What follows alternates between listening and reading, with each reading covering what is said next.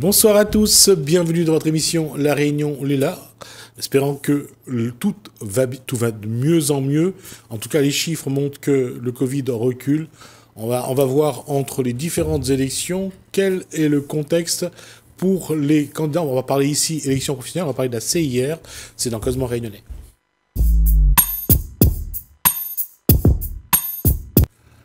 Et le troisième candidat, je crois, qu'on reçoit, c'est Rico Vimbaille. Bonsoir. Bonsoir. Alors d'abord, votre liste, le changement, c'est maintenant? Le changement, c'est maintenant. Oui. Pourquoi on a choisi ça? C'était bien cadré, parce que avec tout ce qui se passe depuis quelques années, il fallait bien changer la totalité. C'est quelque chose de paradoxal de dire qu'une chambre de commerce, la politique, c'est quelque chose qui est plus fort qu'ailleurs, que ce soit la chambre de... Pareil, hein, la chambre des métiers. Est-ce que c'est parce que le fait que ce sont des chefs d'entreprise qui essayent de... non pas de... vraiment d'aider les autres chefs d'entreprise, mais on a l'impression que chacun il vient pour faire des affaires. Mais justement, c'est pour ça notre livre s'appelle « Les changements, c'est maintenant ».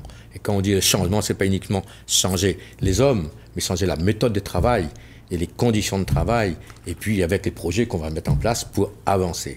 Parce que la Chambre de commerce, c'est une institution d'État. Vous savez ça? Et les gens, ils croient... La Chambre de commerce, une association, loi 1901. On a quand même vu des chefs d'entreprise s'allier pour faire une liste, mais on voit derrière que c'est pas pour venir pour faire une politique en faveur des entreprises, mais pour faire des affaires. Justement, parce que moi, pardon, c'est ce que je vois à l'heure actuelle, c'est une élection économique. La Chambre, ce sont les chefs d'entreprise, nos pairs en quelque sorte, qui votent pour cette élection. Et la dernière fois, je vois, plus ça va, c'est les politiques s'en mêlent. Donc on ne sait plus, est-ce que c'est une politique économique qu'on veut mettre en place ou c'est une politique politicienne? Et ça, c'est malheureux parce que mélanger les politiciens avec les chefs d'entreprise, ça ne mange pas grain de sel. Oui, mais aujourd'hui encore, on voit que chaque collectivité essaye de placer à la Chambre un élu pour que lorsqu'ils ont besoin, surtout ils ont besoin de petits contrats, ils ont besoin de... Ça se développe, ce genre de procédé. Ça se développe, ces procédés, oui, ça c'est sûr. Je suis tout à fait d'accord avec vous. Mais avant de commencer à placer des petits copains à la Chambre de commerce, il faut commencer par gérer la Chambre de commerce elle-même. Parce que depuis, je dis la vérité, hein, la Chambre de commerce a été bien gérée jusqu'à Roger Roland, jusqu'à 2000. Et après, Alain Massé, enfin je ne vais pas lui ranger son âme, il est arrivé, il a pris l'affaire en main, et il est parti après en 2004. Magamoutou, il est arrivé, alors là c'était vraiment la débandade. C'était un centre de vacances, un centre de voyage, il y avait tout quoi, tout pour plaire à croire que c'était une colonie de vacances quoi. Et il a commencé à démembrer, la Chambre de commerce en vendant l'aéroport. Ça, c'était notre plus grosse manne financière, l'aéroport. Après, ça s'est dégringolé, et ainsi de suite. La formation, c'était pareil. Il n'y avait plus la formation qu'on voulait donner à nos jeunes aujourd'hui. C'était à droite, à gauche. Et il n'y avait plus de directive, en quelque sorte. Moi, je vois quelque chose dans la formation. Du temps Roger Roland, on n'avait pas encore le moyen. Il manque de moyens, et puis un projet, il faut que ça se prépare, il faut que ça vote, il faut que ça budgète. On a mis des conteneurs à Saint-Pierre, c'était en 97, des conteneurs provisoirement pour les former, les jeunes informaticiens. 20 ans plus tard, les conteneurs sont toujours là. Et ces jeunes sont toujours dans personne, ni Alain, enfin je ne parle pas M. Massé, excuse-moi, ni Magamoutou, ni Ibrahim Patel, 2 mandats, personne n'a vu ça. Et il faut voir, c'est un désastre. Former des jeunes informaticiens dans des taudis comme ça, on ne peut pas apprendre. On ne peut pas délivrer. Soit ils délivrent le papier en fin de cours, voilà, vous avez reçu votre examen, on vous le donne, l'attestation, mais ce n'est pas comme ça. Former les jeunes, il faut qu'il y ait les conditions, il faut que ce soit réuni dans tous les points. Hein.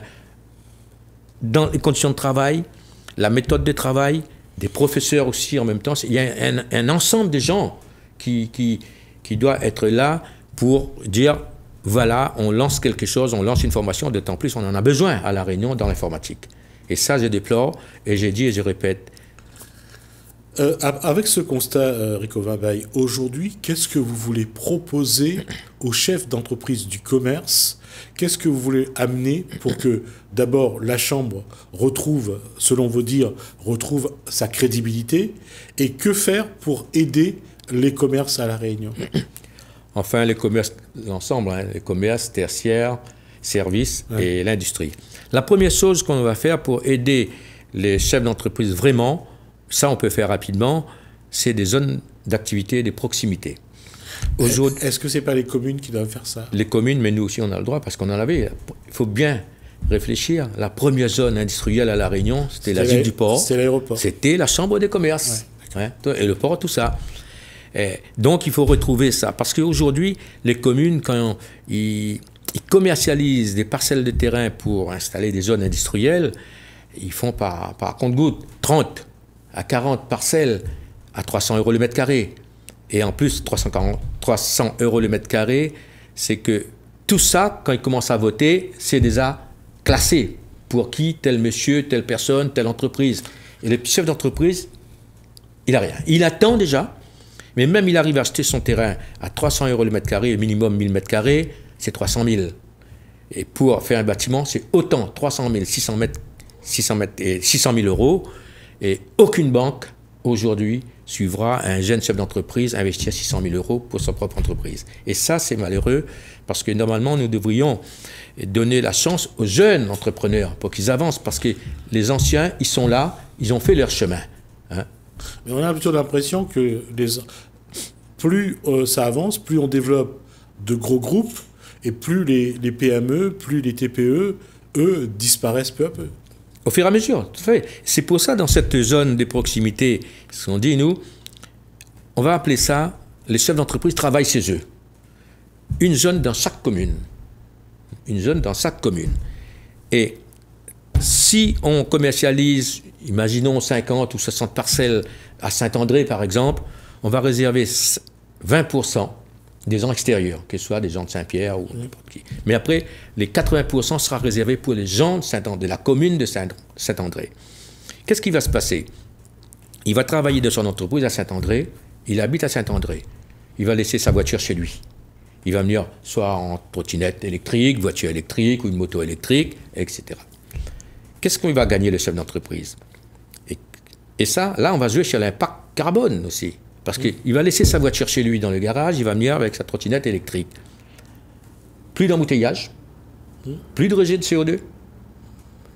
L'économie pour les chefs d'entreprise, puisqu'il va rouler moins, plus de carburant, moins de frais de réparation. Tout le monde va être d'accord là-dessus et tout le monde sera gagnant en quelque sorte.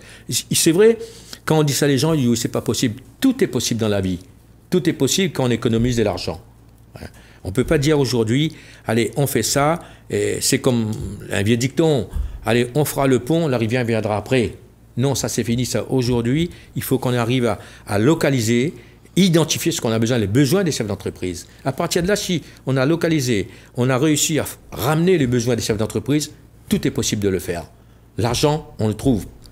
On ne peut pas dire aujourd'hui on ne trouve pas de l'argent à La Réunion parce qu'on trouve de l'argent pour faire n'importe quoi ici. N'importe quoi, dépenser à droite à gauche, et pendant là, comme dit vous-même, Cabri mange salade.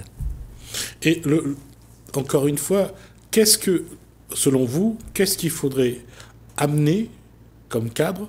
Qu'est-ce qu'il faudrait faire pour que les commerces, que ce soit dans le service, avec le service, avec l'industrie, pour que le commerce à La Réunion et je ne sais pas, au moins on peut le valoriser.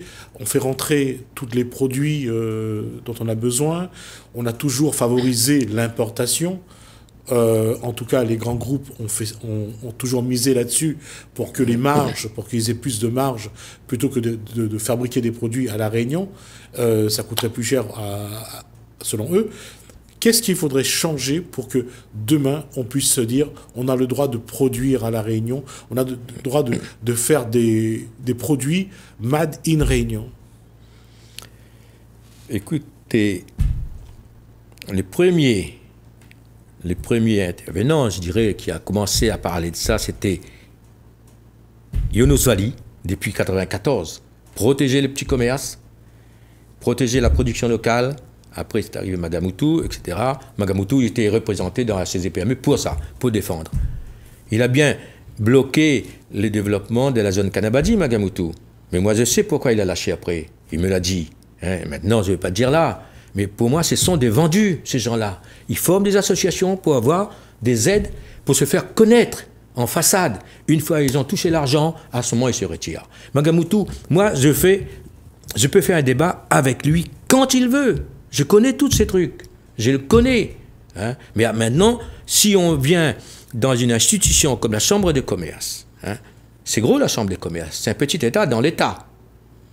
Il y a beaucoup de gens, on ne savent pas. Croyez la Chambre de commerce, oh là-bas là, on met des lits, on fait la fête, on rouvre des comptes au restaurant Reflet des Îles, Gare du Nord, je ne sais pas quoi. Après, les élus, ils baladent avec la carte bancaire de la Chambre, c'est folklorique, c'est le grand folklorique.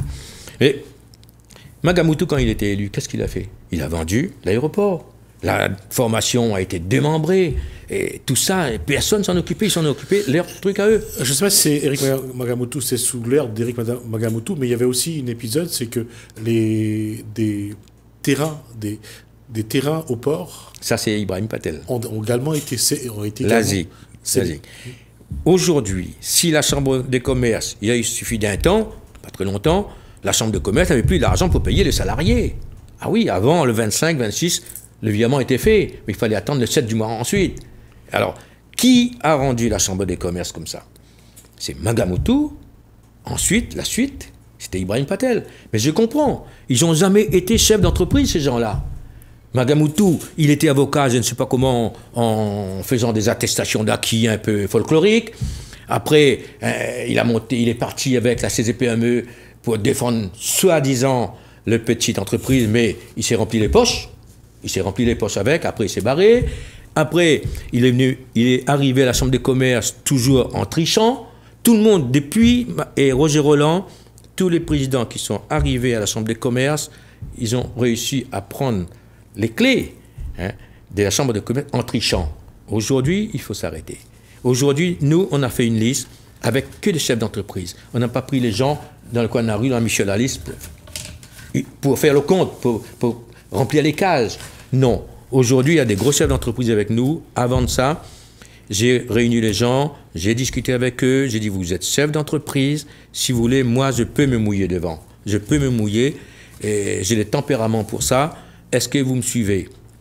On a fait 2 réunions au Créolia, tout le monde était autour de la table. Je pense qu'il y a chez le réseau, il y a chez le réseau, on a mis, mais tout le monde était d'accord. Il dit, monsieur Wimbaï, si vous nous garantissez, vous prenez le devant, oui, on vous suit et on va vous aider. Il faut que ça change. Et on a besoin d'un leader. Mais après, il faut rester le vrai leader. Moi, j'ai dit oui, si on commence, on finira ensemble. Mais je ne serai pas là pour vendre les bijoux, tous les bijoux de la Chambre des commerces. La Chambre des commerces, il n'y a plus rien, sauf le bâtiment en centre-ville. Après, formation, etc. Mais on peut faire mieux. On peut faire mieux avec l'outil qu'on a. Comment vous allez le faire? Comment vous allez faire mieux? Faire mieux, tout est possible. C'est-à-dire? Tout est possible. Déjà, cette histoire de zone d'activité. Maintenant, ce qui concerne les chefs d'entreprise, on prévoit d'ici 1 an et demi, 18 mois, ramener une banque locale privée. Une banque professionnelle. Ah, d'accord. Voilà. Une banque professionnelle privée à La Réunion. Vous avez déjà des contacts? Oui. On a un candidat là-dessus. Et Narcisse Rivière, c'est un ancien de Crédit Agricole. Ah, d'accord. Et c'est la 3e fois qu'il est candidat avec moi, depuis 2000. Le dernier, c'était 2016, je crois. 2016, et puis l'année dernière, est là. C'est lui qui est chargé de ce dossier-là. Il a commencé à prendre des contacts déjà avec les banques portugaises, c'est européen, Bon, Espagne, même des banques en Grèce, etc. Il est bien. Mais tout ça, il faut qu'on gagne la Chambre. Si on n'arrive pas à accéder à la présidence, à la direction de la Chambre de commerce, rien ne sortira. Est-ce qu'aujourd'hui, on a vu que l'élection d'Ibrahim Patel avait été annulée, invalidée parce que ces problèmes d'enveloppe peut continuer à poser des soucis dans l'élection? Oui. Oui. Je nomme pas le nom de personne, je ne nomme pas le nom de personne. Oui. C'est ce que j'ai dit hier sur à télé, l'autre télé là. D'accord. Ouais. Donc ça, j'ai bien dit, oui, la clé de l'élection de la Chambre de commerce, c'est dans les mains des facteurs. Alors, on dit souvent que certains, bon, quelle que soit la chambre consulaire, hein, ça a toujours été les mêmes procédés, c'est que j'allais dire d'anticiper, d'être le premier à voir le facteur. Ça marche toujours? Ça marche toujours. C'est le réseau. Mais comment faire pour justement pour éviter que les gens interviennent et accès aux enveloppes avant que les enveloppes arrivent à destination? C'est très simple maintenant. Si on est capable de voter électroniquement, on peut nous envoyer les documents par voie électronique. C'est tout. Pourquoi envoyer l'enveloppe? Parce que je ne sais pas qui est derrière, on veut toujours cautionner ça. On envoie par l'enveloppe, l'identification, on rentre et on met la date de naissance, etc. Aujourd'hui, si quelqu'un, comment ça se fait? Ils ont l'enveloppe de la personne, pour voter, on est obligé d'avoir la date de naissance. Ça veut dire que tout est bien mis en place. Vous voyez? S'il n'y a pas de date de naissance, on ne peut pas voter. Il peut ouvrir, mais il ne pourra pas voter. Ce ne sera pas validé. Mais moi, je pense, si on arrive à la Chambre, nous, et c'est une des priorités aussi, le vote, quand on dit électronique, se fera électronique depuis A jusqu'à Z. Plus de papier, tout arrivera chez vous, chez votre ordinateur. Mais il y a justement, c'est ça aussi le problème, c'est que tout le monde ne dispose pas d'un ordinateur ou tout le monde ne sait pas utiliser un ordinateur. Oui, c'est possible. Mais tout le monde a un téléphone. C'est vrai. Ah ben voilà. Sur le téléphone, c'est suffisant. Sur le téléphone, c'est suffisant. Maintenant, si la personne dit j'ai un téléphone, mais j'ai pas d'imprimante, ben on fera le nécessaire, nous. On va mettre des points avec un imprimante au public, à la disposition des gens. Ils vont venir, soit ils viennent à la chambre de commerce, ils impriment, on leur donnera les papiers s'il faut. Hein, on ne leur demande rien. Vous venez, vous avez le code, vous imprimez vos documents et vous rentrez chez vous. Voilà. Tout est simple. On peut simplifier beaucoup de choses dans les élections de la Chambre de commerce. Mais est-ce que dans la démarche aujourd'hui, on voit quand même qu'il y a plusieurs forces en présence et chacun croit qu'il est le mieux placé pour gagner. Comment faire? Est-ce qu'il faudrait peut-être revenir à un vote plus simple, comme quand on fait une élection politique? Comme ça, les gens viennent, votent, et au moins, je ne dis pas qu'il n'y aura pas d'irrégularité, mais au moins, ça sera peut-être plus facile à surveiller. Mais surveiller, même qu'il y avait ça avant le vote physique, hein, on envoyait toujours le vote par correspondance. Les gens votent par correspondance, et après, le dernier jour du vote, à la fermeture, parce que les dépouillements se faisaient dans les mairies. Et là, les gens qui n'ont pas pu voter, ils n'ont pas reçu le matériel des votes, c'était sur la table comme un vote normal. Il arrive, il présente sa carte, il prend son truc, il vote tout de suite dans l'isoloir. Ça se faisait comme ça. Mais après, plus ça va, on monte des trucs pour faciliter la tricherie en quelque sorte. À croire que c'est un sport numéro 1, il faut que ce soit là. Hein. Il nous reste 2 minutes. Rico Mamaï, qu'est-ce que vous avez envie de dire aux chefs d'entreprise pour les motiver à voter pour vous? Mais 2 minutes nous reste? Oui. C'est juste ça. On a fait 20 minutes. Déjà? Oui. On peut pas trop parler. Bon, ben, je vais dire déjà, c'est ce qu'on a à faire. Hein. Ouais. Donc, en plus de la zone industrielle, les zones d'activité, en plus de la banque privée, on compte aussi délocaliser. Délocaliser le siège, ramener dans l'ouest. Il faut qu'on trouve du terrain parce que c'est pas possible là-bas. C'est trop enclavé. Et en même temps, construire un World Trade Center. D'accord. Hein? Donc, un World Trade Center, on peut accueillir des congrès, tout ce qui va venir ici, que ce soit salle de congrès, des spectacles, théâtre, etc. La chambre de commerce sera dedans. Et puis, on pourra louer aussi. Là, on pourra créer aussi de la valeur ajoutée parce qu'on va investir. On va investir dans un ensemble. Je pense que vous connaissez le World Trade Center, hein, à Maurice, partout. Parce que jusqu'aujourd'hui, on ne voit rien ici. Tous les congrès des médecins, des architectes, des juges, tous les grands congrès-tistes en France, ils ne viennent pas à La Réunion parce qu'on n'est pas outillés. Mais ils y vont à Maurice, ils y vont aux Seychelles, ils y vont partout. Mais pourquoi dépenser notre argent ailleurs alors on peut dépenser chez nous? Ça. Après, vous avez l'énergie renouvelable, donc ça aussi, aujourd'hui, la région participe, c'est les industriels. Et les conseils généraux, c'est les agriculteurs. Mais les TPE-PME, entre les deux, rien. Mais nous aussi, la Chambre de commerce, on va faire en sorte de participer aux TPE-PME, qu'ils ont leur atelier chez eux, de participer à l'énergie aussi. Soit on met une centrale, ça on trouvera le moyen de le faire, mais au moins pas uniquement deux sortes d'entreprises qui bénéficient ces aides. Et d'autres choses, aussi l'entrepreneur, le World Trade Center, on va revoir un petit peu le foncier de l'Assemblée. Qu'est-ce qui nous reste aujourd'hui comme foncier? Ça, on va voir. Et puis, il y a autre chose, la ZIC qu'on a vendue la dernière fois, on a dit on l'a vendue, on ne sait pas comment on l'a vendue. Mais moi, personnellement, je demande à revoir ce contrat-là. Je demande à revoir ce contrat-là pour voir comment ça a été vendu, est-ce que c'était donné, est-ce que c'était favorisé pour tel ou tel groupe. Parce qu'il n'y a aucun petit commerçant ou petit chef d'entreprise qui a une parcelle dans cette ZIC-là. Hein, des gros, je dirais même multinationales à la hauteur de la Réunion. Mais là, il faut arrêter. Et puis, voilà, encore un dernier truc. Une dernière chose aussi, ça c'est important pour les chefs d'entreprise, et ça on y tient. Et justement, le Narcisse Rivière travaille là-dessus. Aujourd'hui, quand un chef d'entreprise va voir sa banque pour avoir un prêt, il veut améliorer son entreprise, son environnement, on dit, ben, d'accord, on est prêt pour vous emprunter, oui, mais il faut un cautionnaire ou une caution bancaire. Il ne peut pas, il ne trouvera pas. Mais nous, par contre, on va cautionner ces chefs d'entreprise à la hauteur de 50 000 €. Ça, il y a des organismes exprès pour ça. L'argent ne vient pas de la Chambre de commerce, mais on va le chercher nous. Hein? Il y a des organismes exprès partout en Europe pour ça. Comme ça, on va cautionner ça, il pourra avoir son prêt auprès de la banque. Et ça, la Chambre de commerce a le devoir, le pouvoir de le faire.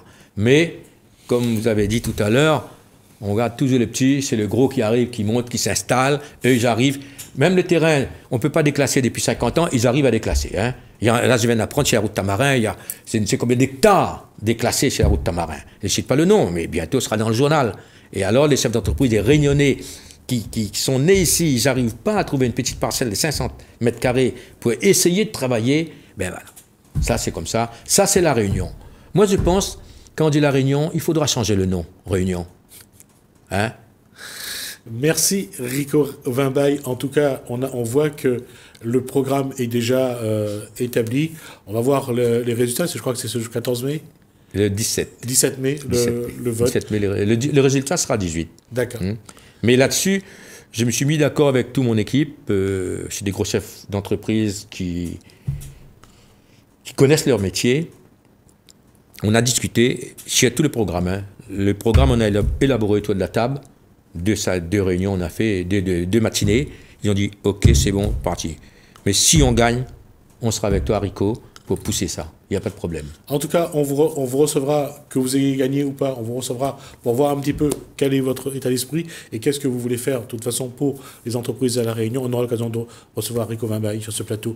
Merci, monsieur Rico Wimbaille, d'être venu jusqu'à nous. Merci à vous de nous avoir suivis. Merci Alain, merci François. Je vous dis à bientôt. Merci.